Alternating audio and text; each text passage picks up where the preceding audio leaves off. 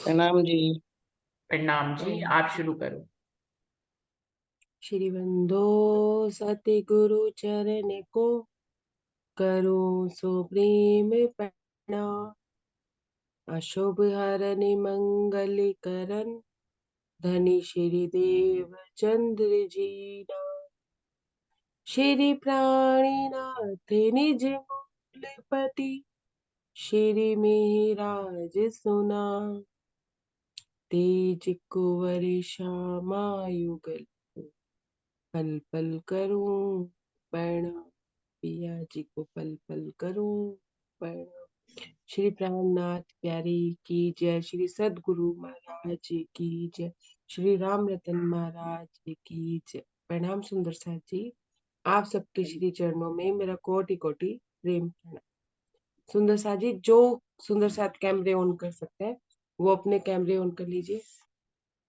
प्रसंग चल रहा था कि नेपाल से महाराज जी वापिस आ रहे थे, मेरठ की तरफ जा रहे थे। मेरठ की तरफ उनका मतलब मंजिल थी कि अब उन वो मेरठ जाना चाहते थे। और क्या कहते हैं कि जिस मोटर से वो आ रहे थे सब साधु संतों के पास वहां से सुल्फा गांजा नेपाल में काफी मंदा मिलता था। किसी ने पाइया लिया, किसी ने 2 पाइया लिया। महाराज जी ने कितना लिया? 2 तोले। क्योंकि महाराज जी उसे क्या कहा करते थे? ज्ञान बल्ली। भोगने के लिए नहीं लिया करते थे, सिर्फ अपने आप को परमात्मा से जोड़ने के लिए जरा सी वो ले लिया करते थे, अपने चित्त को एकाग्र करने के लिए। सुंदर साहब जी, महाराज जी कहते हैं कि सबके पास ही कुछ ना कुछ था।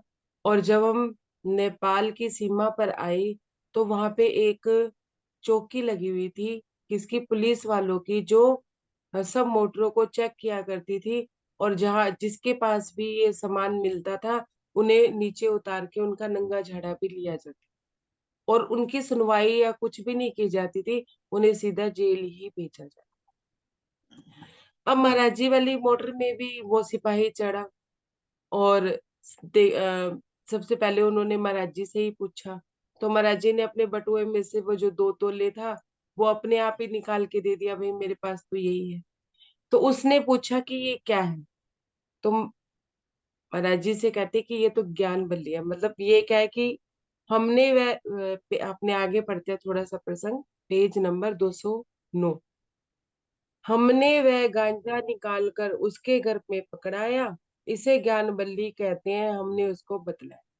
महाराज जी कहते हैं कि मेरे पास 2 तोले गांजा था, वो मैंने निकाल के उस सिपाही को पकड़ा दिया और उसको बोला कि इसे ज्ञान बल्ली कहते हैं। ऐसा उन्होंने बतलाया। इसी ज्ञान बल्ली की खातिर घूम रहे हैं हम सारे, अपने आप टटोले उसने मोटर से न्यारे।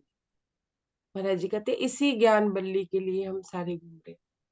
सुंदर साथ जी, हम क्या करते हैं देखिए। अब हम में से भी, हम अपनी भी बात देखें, क्या करते हैं कि राज्य से कनेक्टिविटी बिठाने के लिए हम कितने प्रयास करते हैं।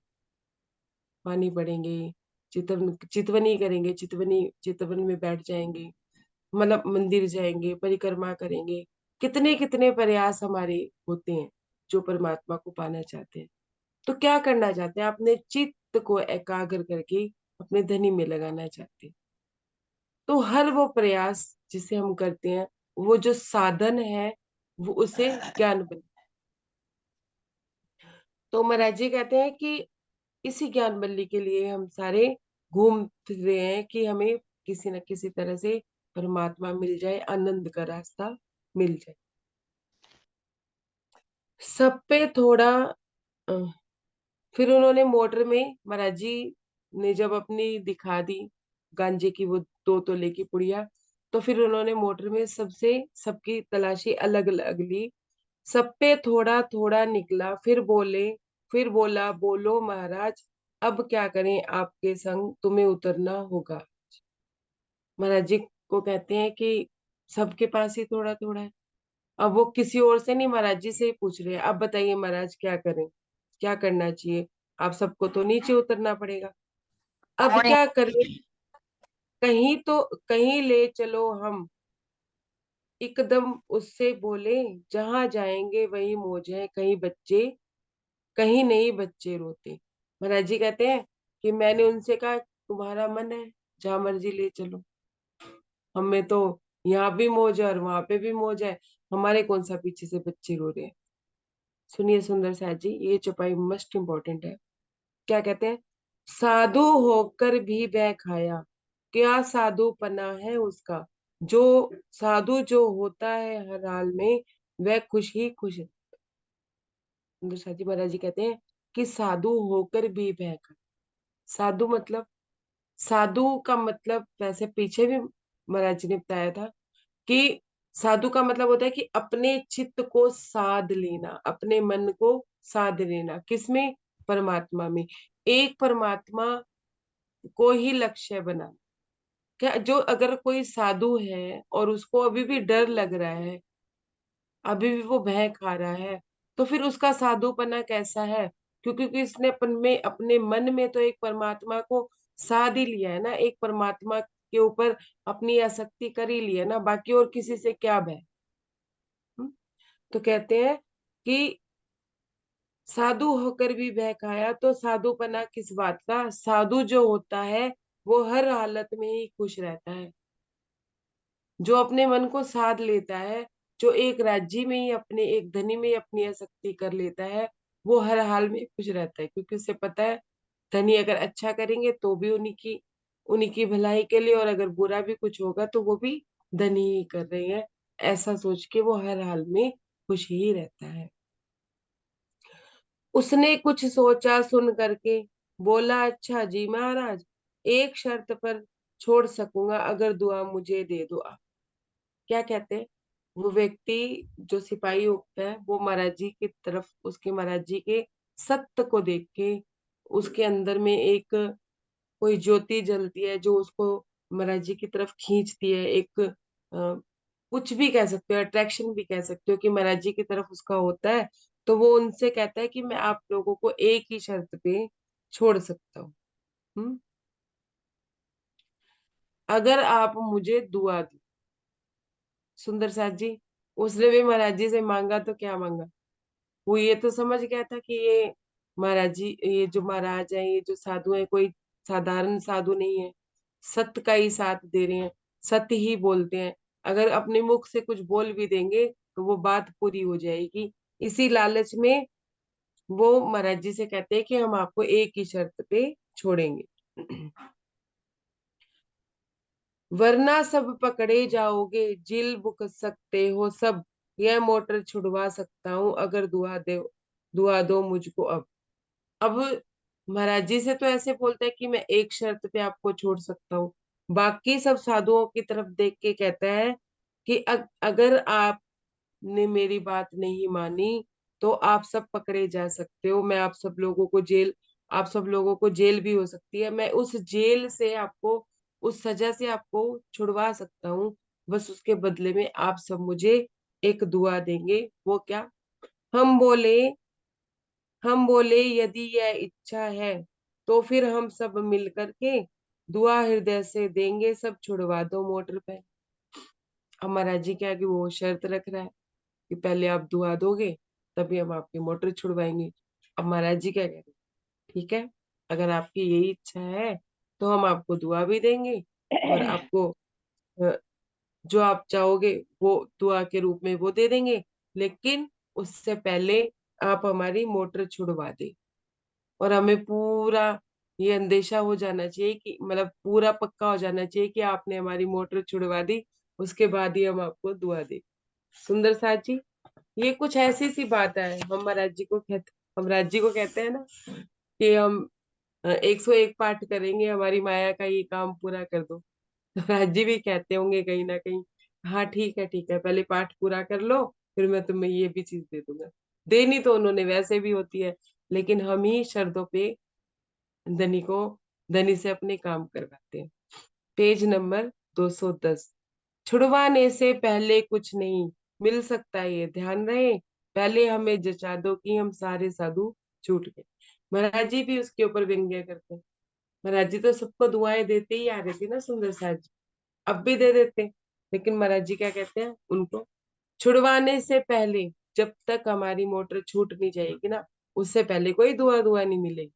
कहीं सोचो कि उससे पहले हम दुआ दे देंगे। जब तक हमें पूरी तरह से जच जाएगा ना कि सारे साधु छूट गए, उसके बाद ही हम दुआ दें।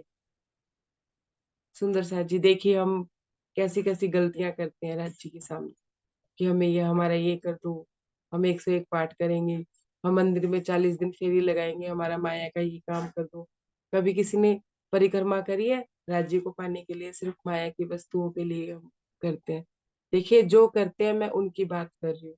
किसी टाइम में मैं करती थी, तो इसलिए मुझे भी ये बात अब समझ आती है कि हम कितनी गलतियां कर रहे थे धनी की राह में चलते हो। उस समय शायद चल भी नहीं रहे थे, माया में ही चल रहे थे, इसलिए माया की चीजें ही मांगते थे। पता ही नहीं था, धनी की सुध ही नहीं थी, एक धनी को परमात्मा समझते थे। धनी हमारे क्या है ये हम जानते ही नहीं, हम नींद में थे।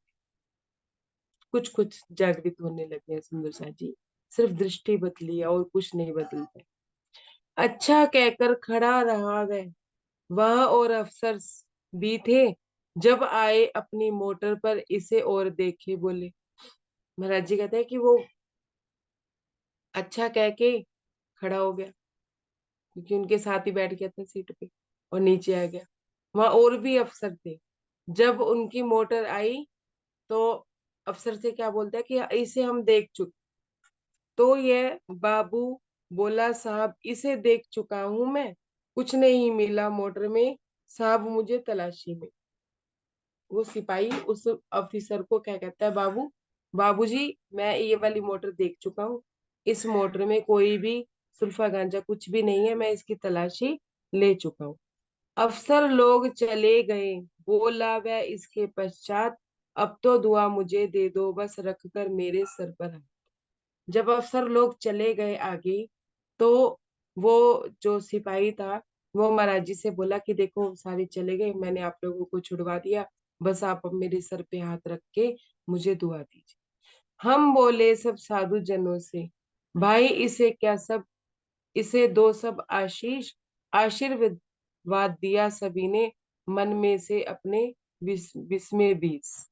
अब ध्यान से सुनिए, मैं चुपाई एक बार दोबारा रिपीट करती हूँ। हम बोले साधु जनों से, भाई इसे दो सब आशीष।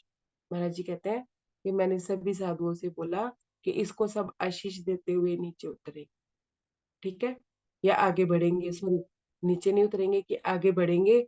तो क्या कहते हैं, सर पर हाथ फिराया मोट, सॉरी, एक मिनट, आशीर्वाद दिया सबने, मन से अपने विस्मय बीस।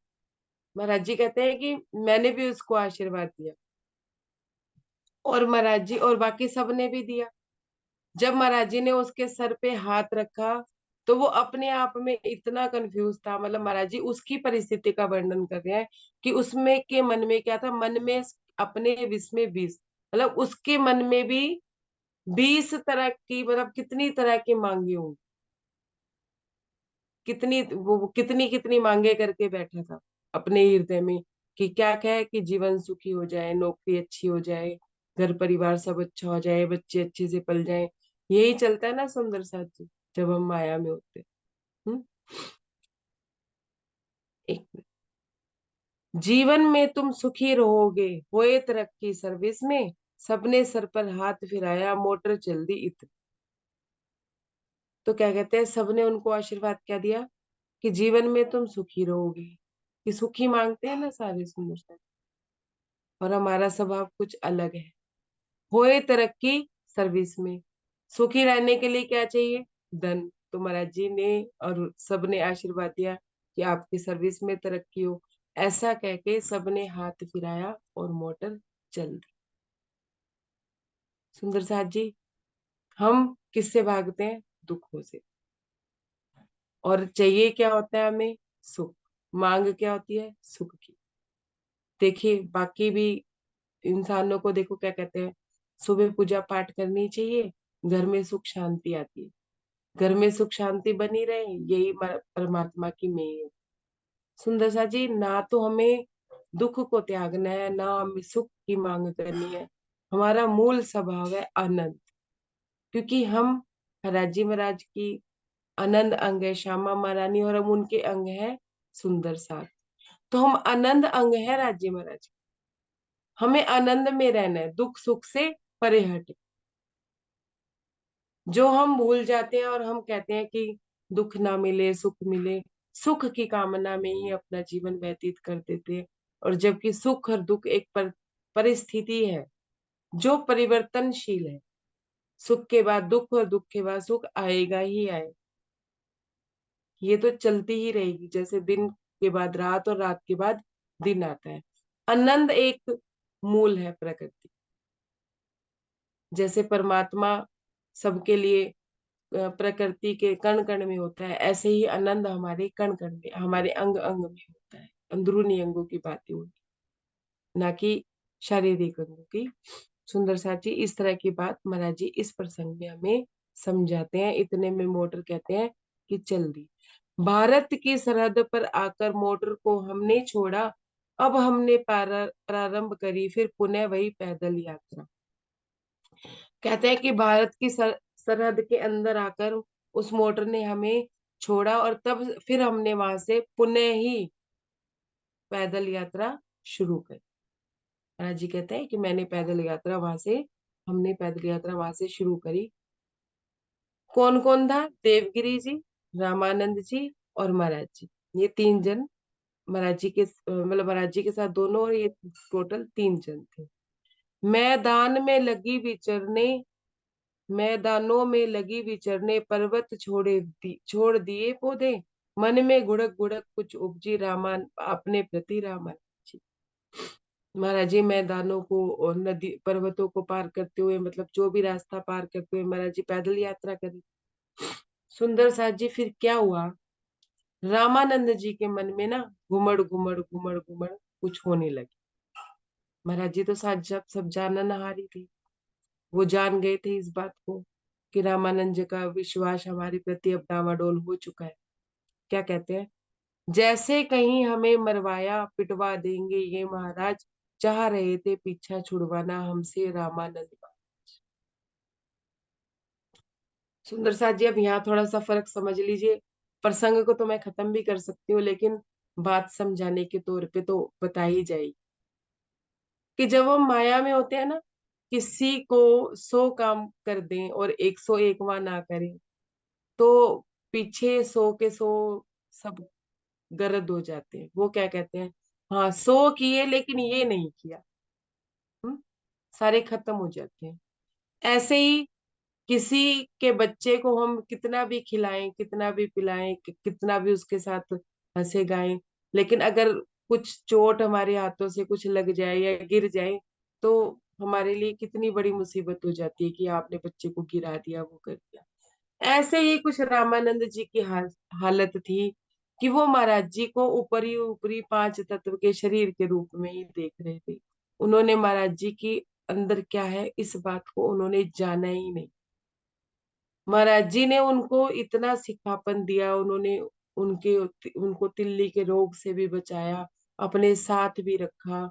मतलब इतने अनुभव देने के लिए उन्होंने वो उनके साथ कुछ ना कुछ लीलाएं भी करती रही।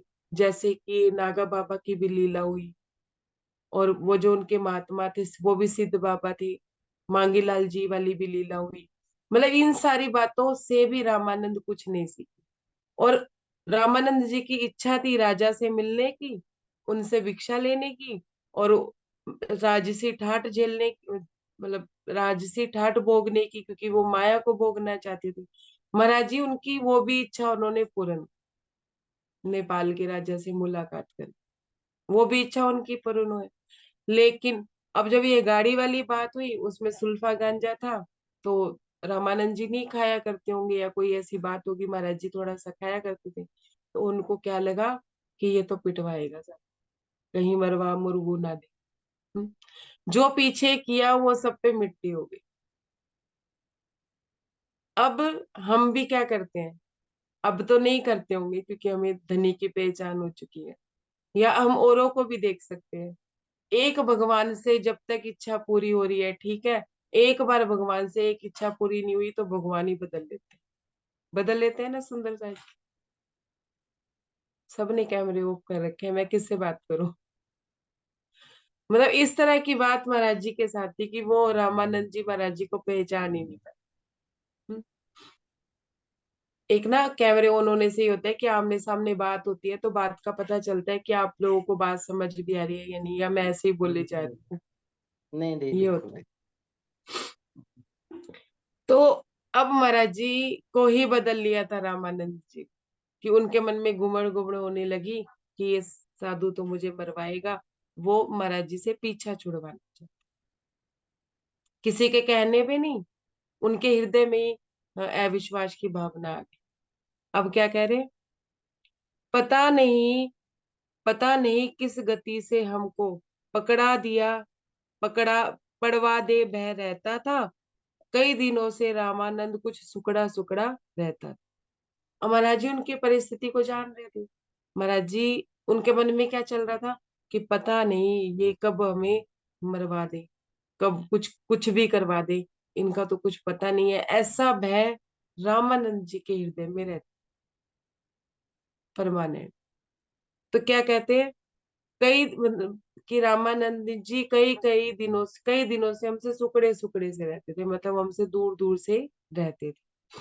अतः एक दिन हमसे कह ही बैठा रामानंद, रामानंद महाराज, अन्य नहीं अब विचरेंगे हम, हमें दे दो, हमें आज्ञा दे दो आज।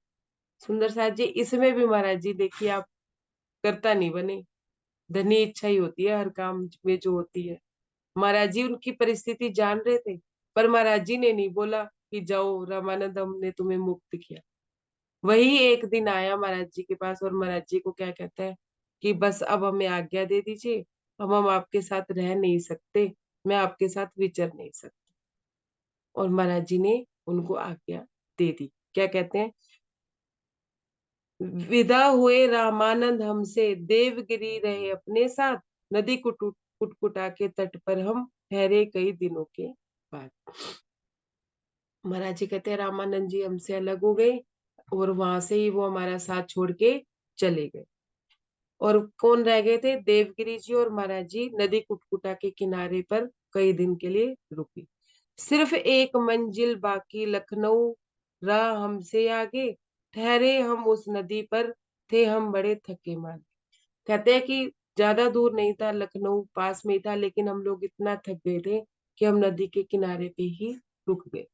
Page number 211। थकान उतारी राह की, किया वहां विश्राम, उस नदी के पास ही पड़ता था एक ग्राम। महाराज जी कहते हैं कि उस नदी के किनारे पे हम रुके, वहां हमने विश्राम किया। उस नदी के पास ही एक ग्राम, एक गांव पड़ता था। वहां एक ठाकुर साहब जो वृद्ध आयु के थे, काफी ग्रस्त भोगने में उनके अब कुछ शेष रहा नहीं था बाकी।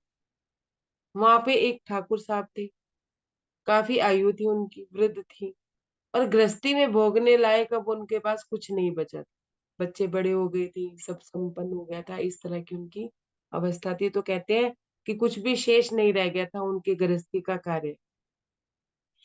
आकर लगे याचना करने, महाराज यदि कृपा हो तो इस सेवक को भी अपनी संगति में कुछ दिन रख लो। क्या कहते हैं कि महाराज जी से याचना करने लगे, प्रार्थना करने लगे कि अब कुछ दिन शेष रह गए हैं महाराज, पता नहीं आप कितने दिन है कितने दिन नहीं है, आप हमें अपनी संगति में रख लो। हमने कहा आज्ञा लेकर घर की तब रह सकते हो, जब तक घर से नहीं छूटोगे बिल्कुल नहीं चल सकती। महाराज जी उन ठाकुर जी को क्या कहते हैं कि आप अपने घर से आज्ञा लेके आइए, मेरे से क्या आज्ञा ले। जब तक आपके घर वालों ने आपसे आज्ञा नहीं दी, जब तक आप घर से नहीं छूटोगे, तब तक तो आप मेरे साथ रह ही नहीं सकते। जब आपके घर से आज्ञा मिल जाए तब आप हमारे साथ रह सकते हैं। वह बोला अब वह बोला, लो अभी आज्ञा, घर को घर की लेकर आता हूँ, काम नहीं कुछ देरी का, महाराज जी मैं आता हूँ। कहते हैं कि अच्छा चलो मैं अभी जाता हूँ, घर से मैं आज्ञा लेके आता हूँ, ये तो थोड़ा सा ही काम है, मुझे घर से आज्ञा तो मिल ही जाएगी। ऐसा कह के वो चले जाते हैं। फिर कहते हैं कि मैं सुनिए आगे। चला गया घर ठाकुर, कहकर साय काल तक आ पहुंचा। जब आया घर से तो उसकी बगल में एक बिस्तर था। उस समय तो वो ठाकुर साहब चले गए घर से आज्ञा लेने के लिए। और शाम के टाइम जब वो वापिस आए तो उनके बगल में एक बिस्तर था, मतलब कि उनको घर से आज्ञा मिल चुकी। अपना था प्रोग्राम रेल में चलने का प्रातः आगे, अगले दिन ही ले आसन स्टेशन को जाने पाके। महाराज जी कहते हैं मेरा अगला प्रोग्राम रेल से जाने का था, अगले दिन प्रातः कोई, जिस शाम को वो आया था अगले दिन सुबह की बात महाराज जी बता रहे हैं कि तब जाना था। और अगले दिन हम अपना आसन और वो अपना बिस्तर लेके कहाँ चले, रेल की तरफ चले, स्टेशन की तरफ चले। चले जा रहे थे स्टेशन, सड़क सड़क पर हम तीनों जब, कुछ दूरी पर रहा होगा हम तीनों से स्टेशन तक। कहते हैं कि हम तीनों ही सड़क सड़क से स्टेशन पे जा रहे थे, कुछ दूरी पे ही स्टेशन रह गया था। महाराज जी इस तरह की बात बताते हैं, आगे सुनिए। उस ठाकुर की बुढ़िया मिल गई, बाट जोती थी बैठी, लड़के भी लिए हुए थी, हमें देखकर उठ बैठी। अब वो जो ठाकुर जी थे वो सांझ के समय महाराज जी के पास आ गए थे, रात को वो घर नहीं पहुंचे, तो घर में भी हलचल हो गई थी। तो अगले दिन सुबह ही उनकी पत्नी, वो जो ठाकुर जी की पत्नी थी, वो अपने बच्चों के साथ ये सोच के रेलवे स्टेशन के आसपास ही घूम रही थी कि जाएंगे तो यहीं से जाएंगे, शायद की मुलाकात हो जाए। तो कहते हैं कि जब उन्होंने देखा ना कि हम तीनों आ रहे हैं, तो महाराज जी कहते हैं कि वो बुढ़िया हमारी बाट जो रही थी, फिर हमें एकदम से देखकर उठ उठ के खड़ी हो गई। हम आगे थे ठाकुर पीछे, एकदम बोला गजब हुआ, महाराज बुढ़िया बैठी है रास्ते में ही नाश। अब वो जो ठाकुर था वो घर से इजाजत लेके नहीं आया था, वो तो सिर्फ अपना बिस्तर चुपचाप उठा के ले आया था। वो ना महाराज जी से एकदम से बोला, अरे अरे ये तो बुढ़िया बैठी है यहाँ पे, ये तो अल्लाह अल्लाह मचा देगी, शोर मचा देगी। इस तरह की बात वो महाराज जी से कहने लगे। सुंदर साथ जी, महाराज जी, महाराज जी क्या कहते हैं आगे से। महाराज जी इस बात को समझ गए थे कि ये इजाजत लेके नहीं आया, ये तो वैसे ही बिना बताए ही आ गया। महाराज जी कहते हैं, हम तो बोले हम क्या जाने, अपने मल को आप समेट, इससे तो हमसे तो कहता था आज्ञा ले ली, अब क्या कर, अब क्या है देव।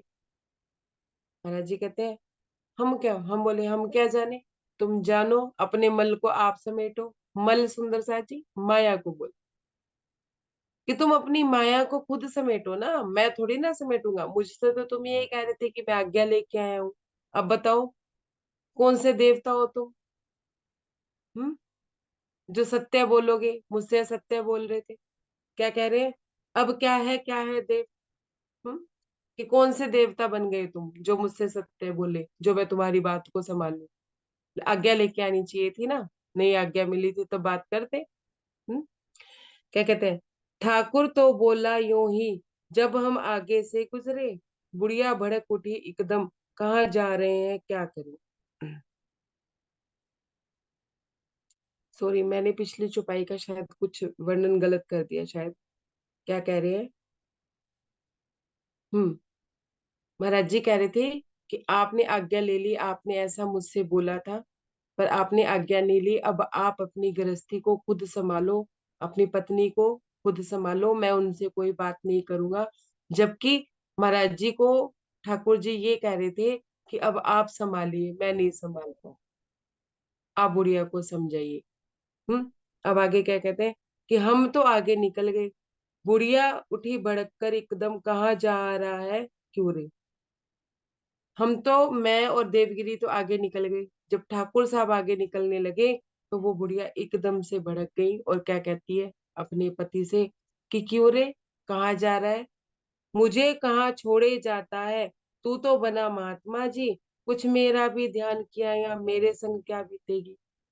क्या कहते हैं कि तू तो मुझे छोड़ के जा कहाँ रहा है, तू खुद तो महात्मा जी बनने जा रहा है, तूने सोचा भी है तेरे जाने के बाद मेरे साथ क्या बीतेगी, मेरे साथ क्या होगा, हम्म, मैं कैसे रहूंगी, मेरा कैसे चलेगा।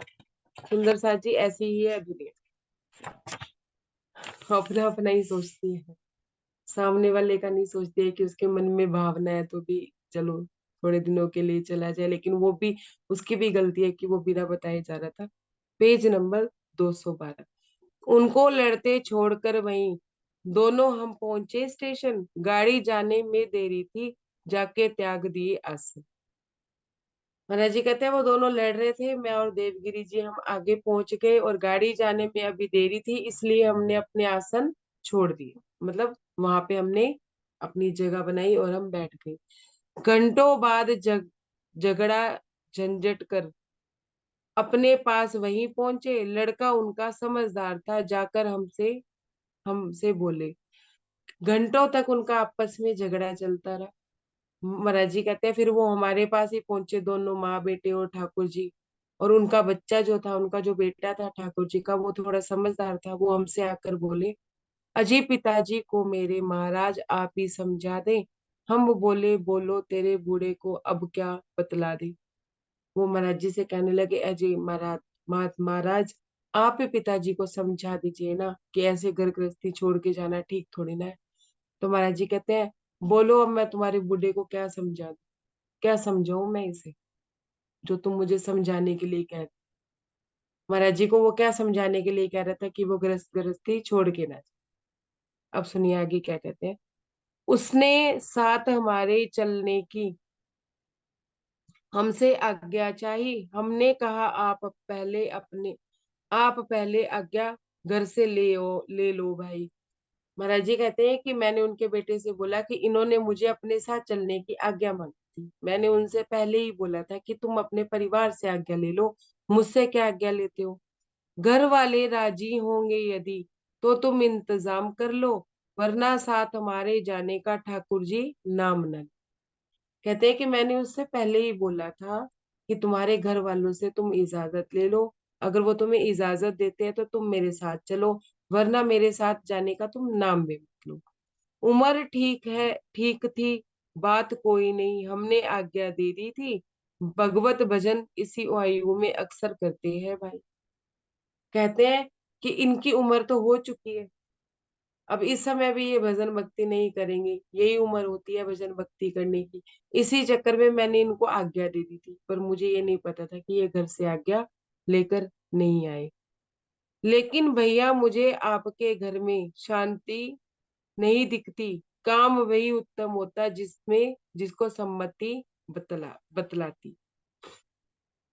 महाराज जी उनके बेटे से कह रहे हैं कि मुझे आपके घर में तो शांति नजर ही नहीं आती, दिखती नहीं कि हाँ भी शांति से आप उसे भेज भी दोगे, या आपके घर में भी कोई ऐसी सुख शांति होगी कि वो अपनी भजन भक्ति कर लेता। आप सब लोगों की सहमति से ही कोई कार्य हो सकता है, सिर्फ ठाकुर जी की मर्जी से कोई कार्य नहीं हो सकता। सब लोग अपनी अगर सम्मति दे दे तो ही कोई काम आगे बढ़ सकता है। जिसका पुत्र योग्य हो करके धन भी खूब कमाता हो, उसका पिता तीर्थ यात्रा तक करने नहीं जा पाता हो। कहते हैं अगर आपके घर में शांति तसल्ली या ऐसी कोई चीज होती ना, तो जिस पिता का बेटा धन कमाता हो और पूरा सक्षम हो धन कमाने में, तो क्या वो अपने पिता को तीर्थ यात्रा पे नहीं भेजेगा? वो तीर्थ यात्रा पे जाने के लिए मना करेगा? वो यही कहेगा ना कि अब आपके सारे काम निपट गए, आप जाओ अपना तीर्थ यात्रा करो। हम्म? बड़ी दुर्भाग्यपूर्ण है, सुख क्या संतति से वृद्ध अवस्था में भी जो ना निकल सके इस गृहस्थी से।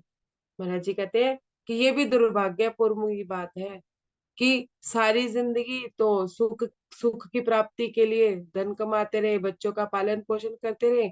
जब बच्चे बड़े हो गए, अब वो ये भी ना कहें कि वो एक तीर्थ यात्रा भी कर सके, तब भी उन्हें गृहस्थी से निकलने ना दे और फंसाए रखे गृहस्थी में। तो ये बड़ी दुर्भाग्यपूर्ण बात है। लड़का बोला, महाराज जी मैं बाधा नहीं डाल रहा, आप हमारी माँ को समझा दो, ये अच्छा होता। तो वो बेटा कहता है उनका ठाकुर जी का महाराज जी से कि मैं बाधा नहीं डाल, मैं तो चाहता हूँ कि मेरा पिता जाए, तीर्थ यात्रा कराए, लेकिन मेरी माँ नहीं मान रही है, आप मेरी माँ को समझा दीजिए तो अच्छा होगा। हम बोले बुढ़िया से, माता तुमको क्या आपत्ति है, इस बूढ़े से काम आपको लेना अब क्या बाकी है। महाराज जी कहते हैं उस बूढ़ी औरत से, बूढ़ी माता से कि तुम्हें इसमें क्या आपत्ति है कि अगर ये मेरे साथ तीर्थ यात्रा पे चला जाए? कौन सा काम अभी तुम्हारा बाकी है जो तुम्हें इस बूढ़े से लेना बाकी है? हम्म? बुढ़िया बोली, काम नहीं कुछ, घर से क्यों ये जाते हैं? परमात्मा का नाम अगर लेना है घर में ले सकते हैं। और वो बूढ़ी औरत महाराज जी से क्या कहती है कि काम तो मुझे इनसे कुछ नहीं है, लेकिन ये घर से क्यों जा रहे हैं? अगर इन्होंने परमात्मा का नाम ही लेना है तो ये घर में बैठ के क्यों नहीं ले पाते? हम बोले, लोग यात्रा करते हैं, पागल है क्या? घर छोड़े और पैदल घूमे, उनमें बुद्धि नहीं है क्या? महाराज जी कहते हैं कि वो लोग पागल हैं क्या जो अपना घर छोड़ के पैदल यात्रा करके तीर्थ स्थानों पे जाते हैं, पैदल घूमते हैं? वो बुद्धि से पागल है? वो अपने घर में ही बैठ के नहीं कर सकते तपस्या तपस्या या अपनी जो बात भी उन्होंने करनी है? जो भी उन्होंने परमात्मा की प्राप्ति के लिए वो क्यों जाते हैं तीर्थ स्थानों पे? 213 क्यों जाते हैं सुंदर सा जी? वो महाराज जी अब बता रहे क्या? मन पवित्र होता यात्रा से, तीर्थों से जाकर अनासक्त, महात्माओं के दर्शन करके पापी भी बन जाते भक्त। कहते हैं कि तीर्थ यात्राओं पे जाने से क्या होता है? मन पवित्र होता है और थोड़ी सी माया से अनासक्ति अनासक्ति भी होती है कि जिन क्षणों में वो परमात्मा के करीब उन तीर्थ स्थानों पे, उस तपोभूमि पे होते हैं, तो उनके मन में माया का डर भय चिंता लगभग काफी समाप्त हो चुकी होती है, अनासक्त हो चुके होते हैं, उनकी आसक्ति परमात्मा की तरफ बढ़ चुकी होती है। और महात्माओं के दर्शन करने मात्र से पापी भी बन जाते भक्त, कि महात्माओं की रहनी को देख करके जो पापी लोग भी होते हैं ना, वो भी परमात्मा की राह को पकड़ लेते। शक्ति नाम लेने की घर घर भ्रमण करने से आती है, लिपटी हुई आत्मा वरना माया में रह जाती। क्या कहते हैं? अब क्या कह रहे हैं? शक्ति नाम लेने की घर घर। सुंदर सा जी यहाँ घर घर की जो बात करी है महाराज जी ने, वो जो साधु संत महात्मा उनके हृदय की बात करी। सुंदर सा जी प्रसंग को यही रोकते हैं, समय समाप्त हो चुका है। बाकी जो प्रसंग है वो हम पूरा करेंगे सोमवार को। प्रणाम जी। प्रणाम सुंदर सा जी। प्रणाम जी सुंदर साथ जी। प्रणाम जी। प्रणाम जी। प्रणाम। प्रणाम सुंदर सा जी। प्रणाम जी। प्रणाम रंजना जी। प्रणाम जी। प्रणाम जी।